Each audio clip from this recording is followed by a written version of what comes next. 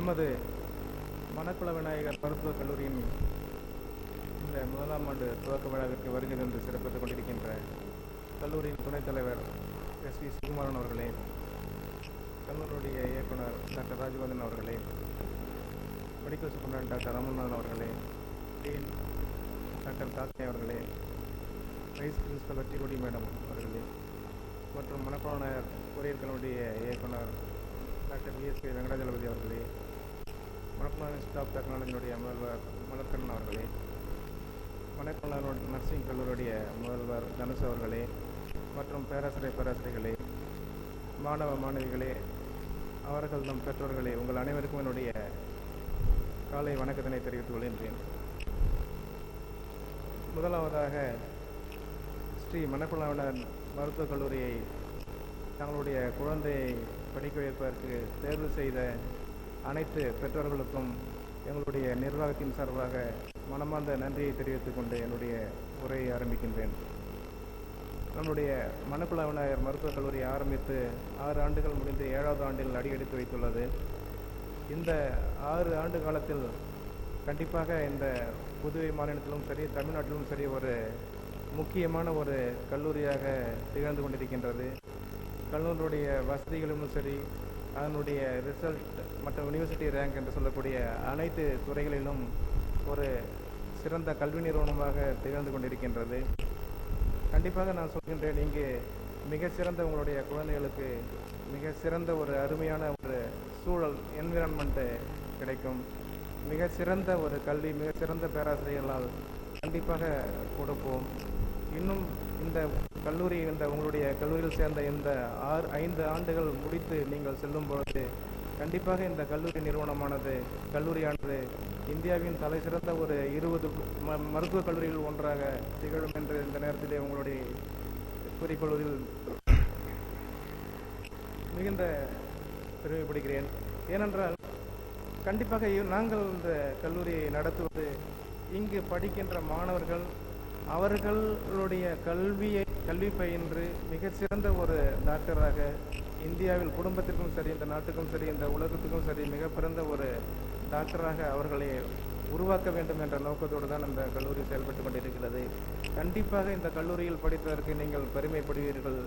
பெருமைப்படக்கூடிய அளவுகளுக்கு இன்னும் இந்த வரப்போகிற 5 ஆண்டுகளில் மிகப்பெரிய அளவில் இந்த கல்லூரியை நாங்கள் உயர்த்துவதற்கு தயாராக இருக்கின்றோம். அதே நேரத்தில் இந்த கல்லூரியில் சேர்கின்ற மாணவர்களை நீங்கள் இந்த கல்லூரிக்கு பெருமையை நன்கு படித்து ஒரு தலை சிறந்த டாக்டராக உருவாகி இந்த கல்லூரிக்கு பெருமையை சேர்த்து தர வேண்டும் என்று இந்த நேரத்தில் கேட்டுக்கொள்கின்றேன். என்னுடைய ஒவ்வொருத்தவர்களுக்கும் அந்த மாணவர்களுக்கு கல்லூரி என்றால் எப்படி என்று தெரிவதென்னா, யாரும் கல்லூரிக்கு போயிட்டு திரும்ப கல்லூரிக்கு வருவதற்கு கிடையாது. முதலாக கல்லூரிக்கு வருகின்றார்கள். அவர்களுக்கு கல்லூரியை பற்றிய ஒரு மிகப்பெரிய கனவு மற்றும் எதிர்பார்ப்பு இருக்கும். இந்த கல்லூரியினுடைய எதிர்பார்ப்பு, கல்லூரிக்கு வந்தால் எப்படி இருக்கும் என்று அவர்கள் நினைத்துக் கொண்டிருப்பார்கள் என்றால், பெரும்பாலும் நிறைய சினிமா பார்த்திருப்பார்கள், நாடகம் பார்த்திருப்பார்கள். கல்லூரிக்கு சென்றோம் என்றால் ரொம்ப ரோட்லேயோ இல்லை காலேஜஸ்லோ ரொம்ப ஜாலியாக பேசிட்டு போயிட்டுருக்கலாம். பொழுது படிக்கிறத தவிர மீதி எல்லாத்துக்கும் வெட்டியாக கழிச்சிட்டு ஃப்ரெண்ட்ஸோட ஜாலியாக சேர்ந்துட்டு சந்தோஷமாக இருக்கிறதுக்கு ஒரு இடம் அப்படின்ற மாதிரி தான் நிறைய படத்தில் காமிச்சிட்டு இருக்காங்க. அந்த மாதிரி யாராவது நிறைய பேர் நினச்சிருப்பீங்க. ஆல்மோஸ்ட் எல்லாருமே அப்படி தான் நினச்சிட்டு இருப்பீங்க. அதை இந்த நிமிஷத்துலேயே மறந்துடுங்க. அதுக்கான இடம் இது கிடையாது. ஏன்னா இங்கே கல்லூரி என்பது கிட்டத்தட்ட நீங்கள் இது எல்கேஜிலேருந்து +2 வரைக்கும் படிச்சிருப்பீங்க. நிறைய டிசிப்ளினோட மிக சிறந்த ஸ்கூல்லாம் கூட படிச்சுட்டு இருப்பீங்க. அங்கே ஸ்கூலில் உங்களுக்கு எந்த மாதிரி ஒரு என்விரான்மெண்ட்டை கொடுத்தாங்களோ அதை விட குறைந்தபட்சம் 2 மடங்கு படிக்க வேண்டிய, டிசிப்ளினாக இருக்க வேண்டிய இடம்தான் இந்த கல்லூரியானது.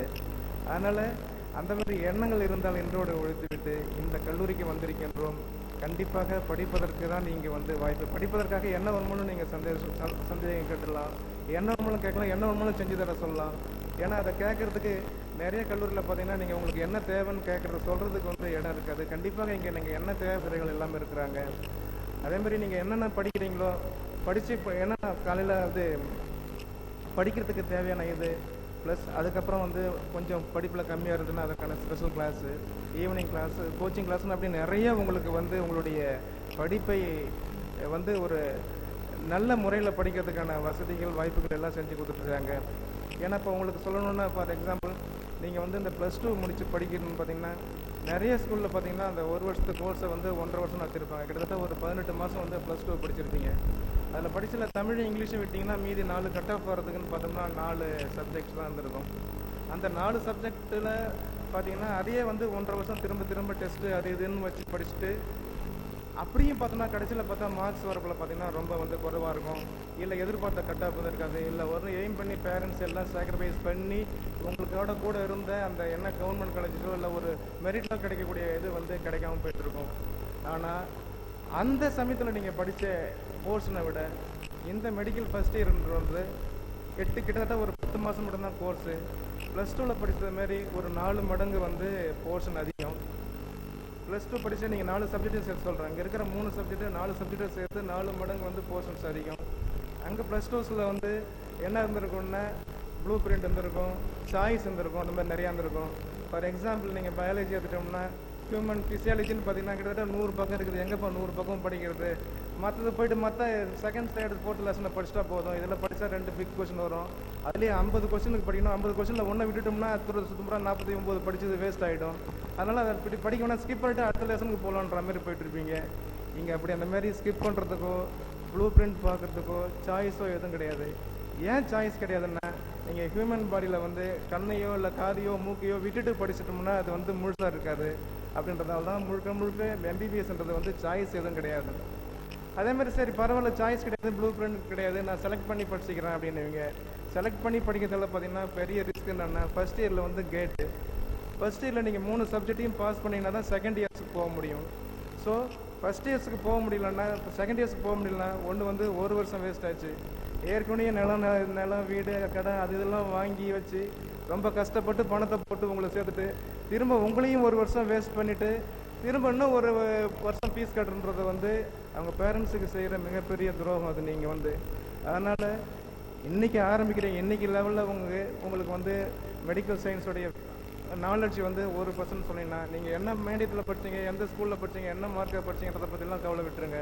இன்றைக்கி வந்து எல்லாருமே ஈக்குவலாக ஒரே நாலேஜ் தான் இருக்கீங்க. இன்றைக்கி ஆரம்பிக்கிற இந்த நாளில் ஆரம்பிக்கிறதுல எப்படி நீங்கள் படிக்க போகிறீங்க, எப்படி ஒர்க் அவுட் பண்ண போகிறீங்க அப்படின்றத பற்றி தான் உங்களுடைய எதிர்கால உள்ள வாழ்க்கை இருக்குது. கண்டிப்பாக ஒரு நாளைக்கு ஒரு 6 மணி நேரமாவது நீங்கள் படிச்சினா தான், குறைஞ்சபட்சம் ஒரு 6 மணி நேரம் டெய்லி உள்ளதை படிச்சிங்கன்னா தான் உங்களால் வந்து இந்த கோர்ஸை வந்து நல்லபடியாக கம்ப்ளீட் பண்ணி ஓரளவுக்கு நாலேஜோட போக முடியும். அதே மாதிரி நிறைய பேர் என்ன சொல்லிட்டு இருப்பாங்க வந்து பார்த்தீங்கன்னா கடைசியில் படிச்சிக்கலாம், எக்ஸாம் டைமில் படிச்சிக்கலான்ற ஒரு வியாதி இருந்துட்டு இருக்கும். ஏன்னா நமக்கு எல்லாமே வந்து கடைசி நேரத்தில் படிக்கிறது தான் பழக்கம். கண்டிப்பாக இந்த போர்ஷனை வந்து கடைசி நேரத்தில் நீங்கள் படிக்கவே முடியாது. முதல்லேருந்து டெய்லி வந்து படிச்சுட்டு சார் சொன்ன மாதிரி 8 டெஸ்ட் வச்சுருக்காங்க, 9 ஒரு மாடல் டெஸ்ட் வச்சுருக்காங்க. ஒவ்வொரு டெஸ்ட்டும் வந்து ஒரு யூனிவர்சிட்டி டெஸ்ட்டாக நினச்சிட்டு நீங்கள் படிச்சிங்கன்னா தான் வந்து இந்த கோர்ஸை வந்து நல்லபடியாக கம்ப்ளீட் பண்ண முடியும். ஸோ மைண்டில் வச்சுக்கிங்க, இங்கே வந்து படிக்கிறதுக்காக தான் இருக்குது. நம்மளுடைய அப்பா அம்மா எவ்வளோ கஷ்டப்பட்டு, உங்கள் அப்பா அம்மா கஷ்டப்படுறது உங்களுக்கு கவலை இருக்கோ, எங்களுக்கு வந்து அதனுடைய கவலை இருக்குது. ஸோ அந்த கவலையை வந்து திரும்ப அதிகரிக்காமல் நல்லபடியாக படித்து அவங்க என்ன எதிர்பார்த்து வந்து வாழ்ந்தாங்களோ, உங்களுக்காக வாழ்ந்தாங்களோ அந்த கனவு நிறைவேற்றுற பொறுப்பு உங்களுக்கு இருக்குது.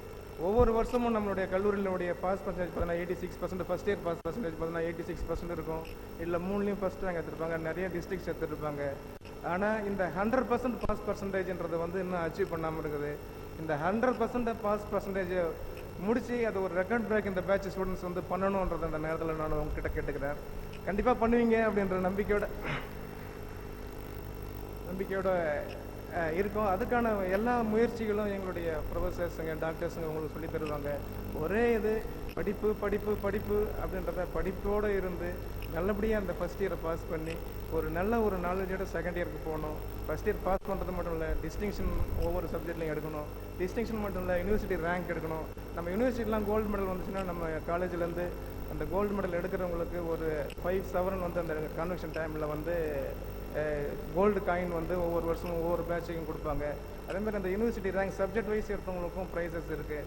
ஸோ எல்லோரும் வந்து அதை நோக்கி, இல்லைன்னா ஒரு கோல்டு மெடல் தான் இருக்கும் உங்களுக்கு ஒரு பெரிய எதுக்குன்னா ஒரே மார்க்கை வந்து எல்லோரும் எடுத்தோம்னா அத்தனை பேருக்கும் தருவாங்க. அதனால் ஒருத்தவங்களுக்கு மட்டும்தான் இருக்குது, நம்ம வந்து கிடையாது அப்படின்லாம் வேலை நினச்சிடாதீங்க. ஸோ நல்ல எஃபர்ட்டாக ஒர்க் பண்ணிங்கன்னா எல்லோரும் வந்து அந்த கோல்டு மெடலை ட்ரை பண்ணி நாட் ஓன்லி பாஸ் பண்ணுறது இல்லாமல் படிக்கணும் அப்படின்றது தான் எங்களுடைய ஆசை. அடுத்தது பேரண்ட்ஸுக்கு வந்து முக்கியமாக சொல்ல வேண்டியது ரொம்ப முக்கியமான, எப்படி ஸ்டூடெண்ட்ஸுக்கு வந்து முக்கியமோ அதேமாதிரி பேரண்ட்ஸுக்கு நான் கேட்டுக்கிறது என்னென்னா, ஒவ்வொரு பேரண்ட்ஸும் தன்னுடைய பிள்ளைங்க வந்து புத்திசாலின்னு நினச்சிட்டு இருப்பாங்க. அவங்களுக்காக நிறைய சாக்ரிஃபைஸ் பண்ணியிருப்பாங்க. அந்தந்த ஊரில் இருக்கிற மிக சிறந்த ஸ்கூலில் வந்து அங்கங்கே போய் நின்று கஷ்டப்பட்டு அட்மிஷன்ஸ் வாங்கியிருப்பாங்க. 9th வரக்குள்ளே எல்லா கேபிள் டிவியும் கட் பண்ணிட்டு கேபிள் டிவி எல்லாத்தையுமே கட் பண்ணிட்டு இருப்பாங்க. கேபிள் டிவி கட் பண்ணுறது மட்டும் இல்லை, அந்த 4 வருஷமும் கூட இப்போ புதுசாக போயிட்டுருக்க திருமதி செல்வம் வந்தாலும் சரி, இல்லை வந்து என்னது தங்கம் தலைமுறை சீரியல் மாதிரி இருந்தாலும் சரி, எல்லா சீரியலும் விட்டுட்டு உங்கள் அம்மா உங்களுக்கு கூட உட்காந்துட்டு இருந்திருப்பாங்க. அதுக்கப்புறம் அவங்க லைஃப்பில் ஏர்ன் பண்ண எல்லா இதையும் நீங்கள் பண்ணியிருப்பீங்க, அவருக்கு கொடுத்துருப்பீங்க. ஆனால் காலேஜுக்கு வந்துட்ட உடனே என்ன நினச்சிக்கிட்டாங்க எல்லா பேரண்ட்ஸும், ஒரே டைமில் வந்து இந்த சினிமாவில் வில்லன் வந்து கடைசி நேரத்தில் திருந்த மாதிரி காலேஜில் பையன் சேர்த்துட்டுனா அப்பா நம்ம பொறுப்பு கொடுத்துன்னு அப்புறம் காலேஜுடைய பொறுப்பு நமக்கும் பையனுக்கும் வந்து இது இல்லை, எல்லாத்தையும் காலேஜே பார்த்துக்குவாங்கன்னு சொல்லிட்டு நினச்சிக்கிறாங்க. அது வந்து தப்பு. ஏன்னா காலேஜில் பையனை சேர்த்துட்டீங்க, பையனை சேர்த்தது மட்டும் கிடையாது, சேர்த்தது வந்து முக்கியம் கிடையாது. என்ன அச்சீவ் பண்ணிங்களோ அதை அச்சீவ் பண்ணியாச்சு. அதுக்கப்புறம் இந்த கிராமத்தில் பழமை சொல்லுவாங்க இல்லையா, பார்க்காத பயிர் பாடு கேட்காத கடன் வராதுன்னு சொல்லுவாங்க இல்லையா, அந்த மாதிரி ஒவ்வொரு டெஸ்ட்டு ஒரு வருஷத்துக்கு, இந்த வருஷம் ஃபஸ்ட் இயர் வந்து 10 மாதம் தான். 10 மாதத்தில் சனிக்கிழமை செகண்ட் சாட்டர்டே ஃபோர்த் சாட்டர்டே தவிர மற்ற சாட்டர்டேலாம் வச்சுட்ருக்கோம். எவ்வளோ தான் ஆஃபீஸில் வந்து வேலை செய்கிறவங்களுக்கும் அந்த சாட்டர்டே லீவாக தான் இருக்கும். அந்த சாட்டர்டேயில் மாதத்துக்கு ஒரு நாள் வந்து காலேஜுக்கு வந்து டைரக்டரை பாருங்கள், அந்த ஹெச்ஓடி ஹெச்ஓடிஸை பாருங்கள். உங்களுக்கு வீட்டுக்கு வந்திருக்கும் அந்த மார்க் ஷீட் வந்திருக்கும். அந்த மார்க் ஷீட்டோட வந்து சார் இது என்ன அண்டர்லைன் பண்ணியிருக்கேன், அப்படின்னா பாஸாக ஃபெயிலா அப்படின்னு கேளுங்க. இன்னும் ஒன்று முக்கியமாக சொல்லுவார், எல்லா ஃபெயிலும் ஃபெயில் ஆன டைமில் நானும் ஃபெயிலுன்னு சொல்லுவார். அதெல்லாம் நம்ப ஒத்துக்காதீங்க. அதெல்லாம் எல்லா ஃபெயிலும் ஃபெயில் ஆகலாம், பரவாயில்ல தம்பி நீ பாஸ் பண்ணணும்பா அப்படின்றத சொல்லுங்கள் நீங்கள். அதனால் ஜென்ரலைஸ் பண்ணாருன்னா அதை வந்து நீங்கள் ஏற்றுக்காதுங்க. உங்களுக்கு ஒருத்தனுக்கும் ஒவ்வொரு தெரிஞ்சுக்கணும்னு அவசியம் கிடையாது. என்ன பாடம் நடத்தினாங்க, என்ன வந்து நீ படிச்சு அப்படின்னு கேளுங்க. ஏன்னா காலேஜுக்கு வந்துட்டா பையன் செய்கிறது ஒரே ஒரு தான், ஒரு விஷயத்துக்கு தான் பேரண்ட்கிட்ட பேசுவார். ஒன்று பணம் வேணும்னு சொல்லுவார், டக்குன்னு ஃபோனை வச்சுருவார். அதுக்கப்புறம் வந்து பேச மாட்டார் உங்ககிட்ட. நீங்கள் தான் வந்து அவர்கிட்ட பேசணும். பேசுங்க, பேசிட்டு என்ன படிக்கிறான்னு பாருங்கள். கண்டிப்பாக ஒவ்வொரு மாதமும் காலேஜில் வந்துட்டு அவருடைய ஸ்டடீஸை பாருங்கள். ஸோ உங்களுடைய இதெல்லாம் வந்து கிட்டத்தட்ட வந்து அந்த பொண்ணை பார்த்தவங்க கல்யாணம் பண்ணி கொடுக்குற மாதிரி தான். பொண்ணு அப்பாடா கல்யாணம் ஆகிடுச்சுன்னா நிம்மதியாக இருப்பீங்க. உடனே அடுத்தது தீபாவளி வருஷம் வரும், உடனே பொங்கல் வருஷம் வரும், அப்புறம் உடனே இது வளைய காப்புங்க இருக்கும், அப்புறம் குழந்தை காது குத்தல் இப்படின்னு அந்த கடைசி வரைக்கும் அந்த பந்தம் வந்து புரியாமலே இருக்கும். அதேமாரி தான் இதுவும் கூட. அதனால் ஸ்டூடெண்ட்டை சேர்த்துட்டோம் 5 வருஷம் முடிச்சுட்டு டாக்டராக வருவார்னு நினச்சிங்கன்னா கனவு வந்து நடக்காது. அதனால் தயவு செஞ்சு வந்து ஒவ்வொரு மாதமும் வந்து அந்த மார்க் ஷீட்டை வந்ததுக்கப்புறம் வந்து அந்த கண்டிப்பாக வந்து பாருங்கள். ஸோ எங்களுடைய கோச்சிங், எங்களுடைய கண்காணிப்பு, ஸ்டூடெண்ட்டு அவர் நல்லா ஹார்ட் ஒர்க் பண்ண போகிறாரு, அவர் வந்து அவருடைய எஃபர்ட்டு, பேரண்ட்ஸ் உள்ளவங்களுடைய கண்காணிப்பு, அதுக்கு மேலே எல்லாம் வல்ல ஸ்ரீ மணக்குள விநாயகருடைய துணை, இது எல்லாத்தையும் சேர்ந்து உங்கள் ஸ்டூடெண்ட்ஸுங்களை வந்து பெரிய ஒரு டாக்டராக, ஒரு உலக புகழ்பெற்ற இந்த நாடுக்கு சிறக்கக்கூடிய, குடும்பத்துக்கு வந்து உழைக்கக்கூடிய ஒரு நல்ல மகனாக திரும்பி இந்த 5.5 வருஷம் கழிச்சு வரணும் அப்படின்றத வாழ்த்தி இந்த எல்லாம் வல்ல இறைவனை வேண்டி வாய்ப்புக்கு நன்றி கூறி விடைபெறுகிறேன். நன்றி, வணக்கம்.